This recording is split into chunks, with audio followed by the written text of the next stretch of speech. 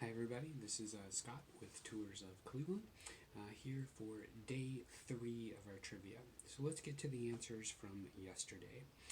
Yesterday's questions, first question dealt with Moses Cleveland. He served as a general in what war? Well, that was the American Revolutionary War. So before he came to Cleveland here in 1796, he was in the American Revolutionary War.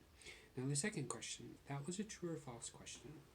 And the statement that dealt with there was, are there 2 construction workers buried inside of Terminal Tower? Well, the answer to that question is false. Now, there were 2 construction workers who did die on October 16th in 1928, and they were in fact buried alive inside the tower. They were actually encased in concrete, and they did die there, but their fellow construction workers were able to eventually reach them and remove their bodies from the tower. So they are not buried inside the tower. They actually did receive a proper funeral. So the answer is false. They died there and briefly were buried there, but the answer is false.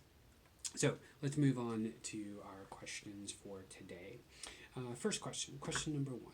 Who are considered to be the first permanent white settlers of Cleveland? So I will give you a hint. This is a married couple, a man and a woman, and it goes back to 1797. So they are considered to be the first permanent white settlers. So who are they? That's question 1. Question 2 actually deals with the reconstruction of the State Theater of Playhouse Square. Now, there was a famous female folk singer who actually helped with the physical restoration of the State Theater.